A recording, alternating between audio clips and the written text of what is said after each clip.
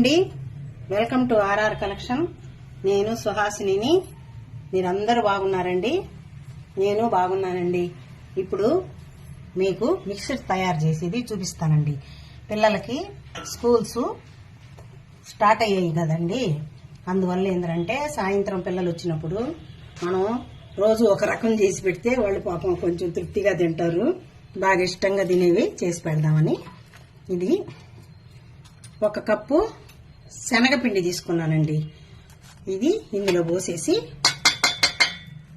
Water వేసి కలపాలా, అది తర్వాత చూపిస్తాను. ఈ కప్పుతో 1 పిండి కదండి తీసుకున్నాను, కానీ ఇది తలకొట్టి తీసుకున్నానండి పిండి. ఎందువల్లంటే ఇది మనకి చాలా ఎక్కువ వస్తుంది కారాసు చేసిన తర్వాత. అందువల్ల ఇది మాత్రం నిండుగా తీసుకున్నానండి. పల్లీలు, వేరుశనగ గుళ్ళు అంటారు కదా, అవి నిండుగా తీసుకున్నాను. అదే విధంగా ఈ అటుకులు నిండుగా కప్పు నిండుగా తీసుకున్నానండి. ఇవి మిక్సర్ అటుకులు అంటారండి. ఈ మిక్సర్ అటుకులుగానైతే మిక్సర్కి చాలా బాగుంటాయి.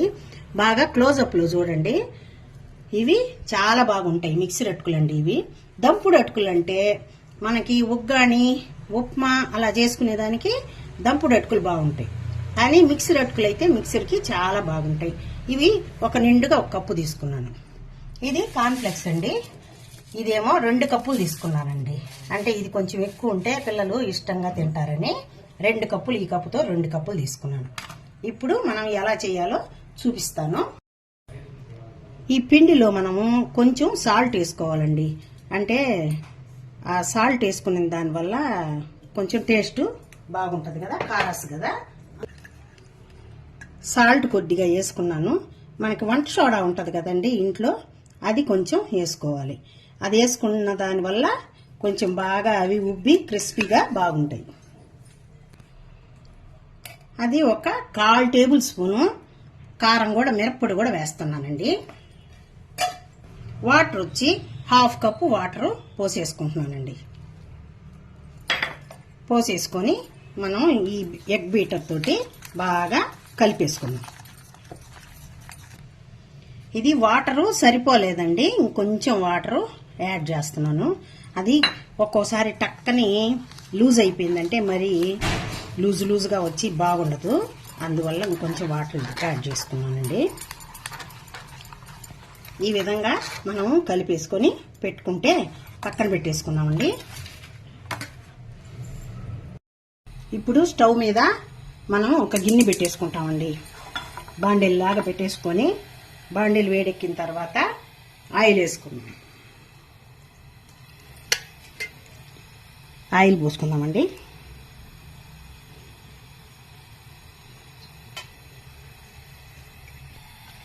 ఇప్పుడు దీంట్లో ముందుగా మనం ఈ పల్లీలన్నీ వేసేసి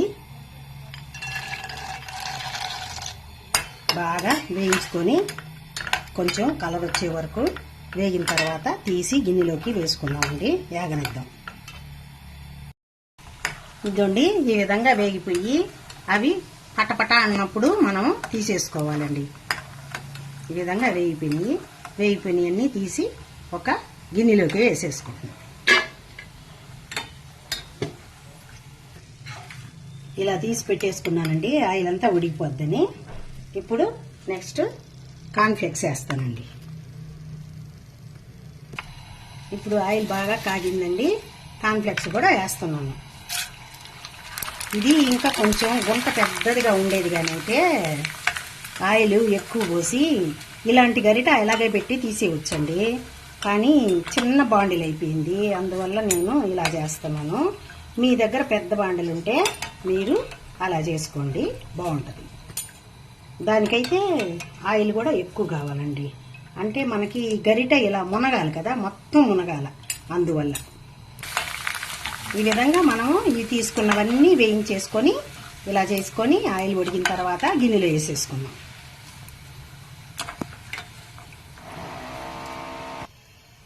కాన్ఫ్లెక్స్ కూడా అంతా వేయించేసానండి, దీనిలోకి తీసేసుకున్నాను.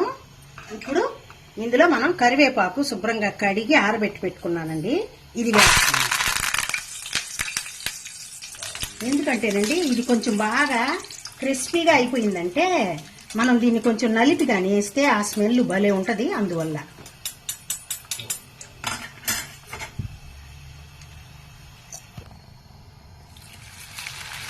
ఇప్పుడు మళ్ళీ కొన్ని వేసేసుకున్నామండి.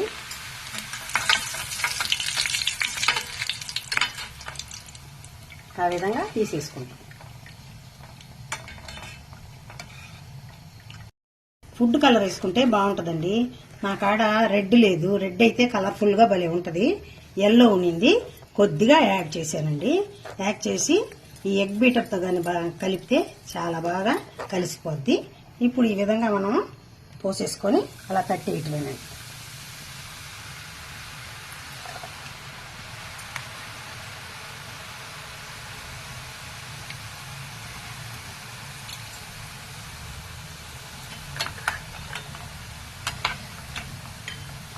ఇది బాండిల్ కానీ గుంటగా ఉంటే చాలా బాగా వస్తుంది. ఆ బాండలి గుంట బాండలి మా దగ్గర పాడైపోయిందండి. అందువల్ల దీనిలో వేసాను. ఇది కొంచెం ఇబ్బందిగా ఉంది. గుంట బాండలు పెట్టుకున్నారంటే మీకు చాలా బాగుంటుంది. ఇది ఫ్లాట్గా ఉంది, దానివల్ల ఇలా వస్తుంది. మనం కచ్చాపచ్చాగా వెల్లుల్లి కచ్చాపచ్చగా కొట్టుకొని 15 వెల్లుల్లి తీసుకున్నానండి. అంటే చాలా వచ్చింది కదా, ఇది మిక్సరు చాలా వచ్చింది కదా, అందువల్ల ఒక 15 రెమ్మలు కచ్చాపచ్చగా కొట్టుకున్నానండి. దీంట్లో ఇప్పుడు మనం కాసుకున్నాం కదా, కారాసన్ని పోసుకున్నాం కదా, దానిలో నుంచి కొంచెం ఆయిల్ ఇందులో వేస్తున్నాం. దీనిలో కొద్దిగా సాల్ట్, అంటే వెల్లుల్లికి ఎక్కేదానికోసం అండి, టేస్ట్ బాగా వస్తుందని. దీని వరకేనండి. కొద్దిగా 1/4 టేబుల్ స్పూను కారం వేసేసి స్టవ్ ఆన్ చేసి ఈ గిన్నె పెట్టేస్తున్నానండి. కొంచెం ఒక్క రవ్వ ఆయిల్లో కాగనిస్తాను.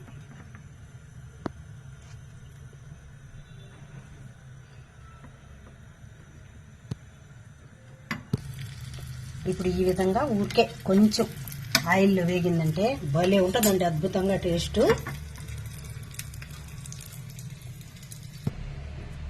ఆ తెల్లగడ్డలు చల్లారుతాయని అక్కడ పక్కన పెట్టేశానండి. ఇప్పుడు 1 స్పూను సాల్ట్ తీసుకుంటున్నాను. ఈ సాల్ట్ అంతా దీనిలో వేసేసి మనం బాగా మిక్స్ చేసుకోవాలండి. అదేవిధంగా ఇప్పుడు 1 స్పూను కారం కూడా వేసుకుంటున్నాను. కారం ఉప్పు మాత్రం మీ టేస్ట్కి తగినట్టు వేసుకోండి. ఇవి కొన్ని వచ్చి ఇలాగే వేసేస్తున్నానండి. ఈ వేయించి పెట్టుకున్న కరివేపాకు కొన్ని రెమ్మలు ఇలాగే వేస్తున్నానండి. కొన్ని మాత్రం బాగా ఇలా నలిపేసి, చూడండి ఈ విధంగా నలిపేసి మిక్సర్కి వేసుకుంటే చాలా టేస్టీగా భలే ఉంటుందండి.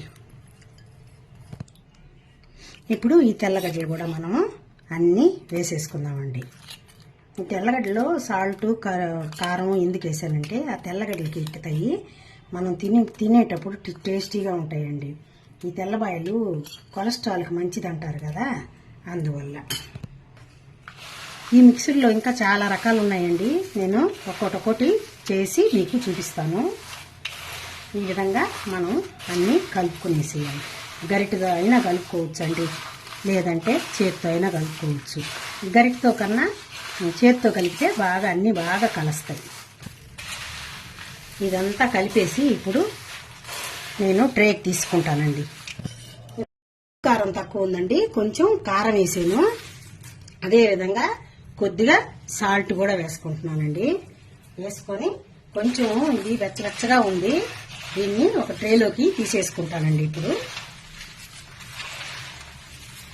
ట్రేలోకి తీసుకున్న తర్వాత మనం బాగా చల్లారిన తర్వాత అప్పుడు ఏదన్నా ఒక బాక్స్లో కానీ ఒక డబ్బాలో కానీ వేసుకుంటే మనకి మనం తినేదాన్ని బట్టి అండి, ఒక 4-5 రోజులకి అయిపోయించుకోవచ్చు, ఒక వారం రోజులు పెట్టుకొని తినచ్చు. ఇప్పుడు చూడండి మిక్సర్ రెడీ అయిపోయింది. మీరు ఈ విధంగా ట్రై చేయండి. ఇది మీరు ఇంట్లో కానీ చేసుకున్నారంటే మనకి చాలా కాస్ట్ కూడా తగ్గుతుందండి. ఇది బాగా మనకి చల్లారిన తర్వాత అండి దీన్ని ఒక మంచి డబ్బాలో, అంటే గాలిపోకుండా ఉండే డబ్బాలో కానీ, గాజు సీసాలో కానీ, గాజు డబ్బాలో కానీ అట్లా కానీ వేసుకున్నామంటే అది వారం 10 రోజులైనా ఉంటుందండి. అంటే మనం తినేదాన్ని బట్టి ఇది కొంతమంది రైస్ లో నంచుకుంటారు.